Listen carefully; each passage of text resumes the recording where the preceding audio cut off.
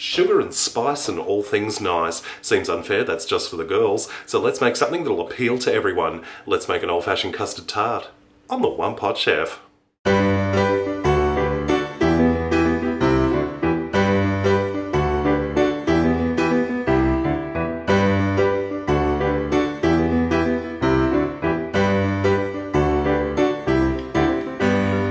Make a custard tart. Now first we're going to start by making a very simple short crust pastry, a sweet one.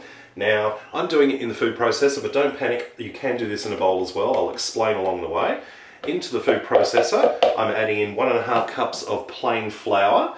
Now if you're doing this in a bowl, you just put it into the bowl with this sugar as well. I'm using some powdered sugar, about 1/3 cup, 125 grams of butter, which I've just chopped up into little cubes. We're just going to chuck them in.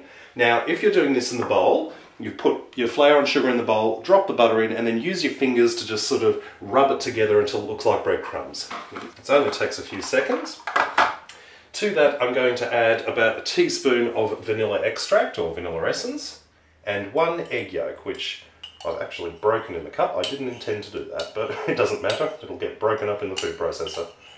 Now, if you're doing this in the bowl, same thing, you add in your vanilla and your egg yolk, and then you just mix it together until it all comes together as a nice dough. What I'm going to do is I'm just going to add a very small amount of water, probably about 1 teaspoon or so, and then process it again until it comes together as a nice ball. There we go.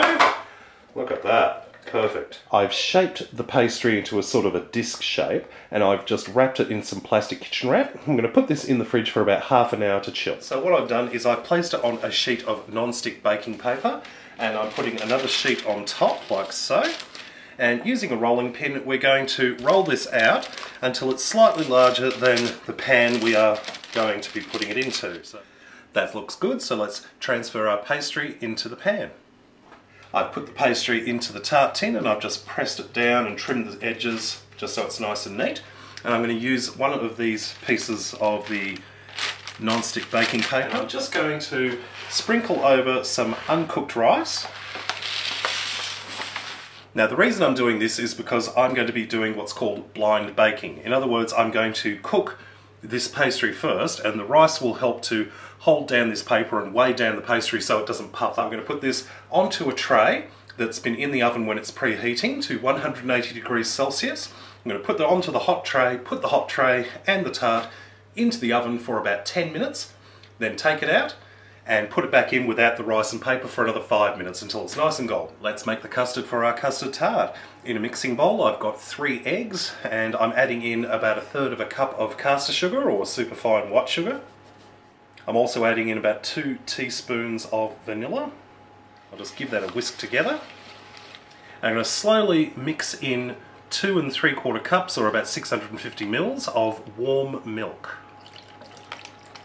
That's looking gorgeous, and once our pie crust has cooled, we can just pour this straight in. Last but not least, I'm going to sprinkle over a little bit of nutmeg on the top. And our custard tart is ready to go back into the oven. We're going to reduce the temperature down to 160 degrees Celsius, and we're going to bake our tart for 35 minutes or until the custard is just set. Our custard tart has just come out of the oven. Now, I'll just give it a little shake. You can see it's still got a bit of wobble. What we're going to do is we're going to leave it on the counter for about 10 to 15 minutes to cool, and then place it in the fridge to chill.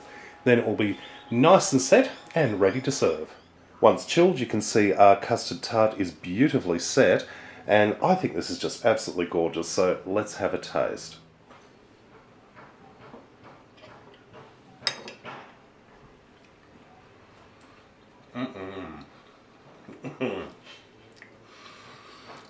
Pastry is perfect.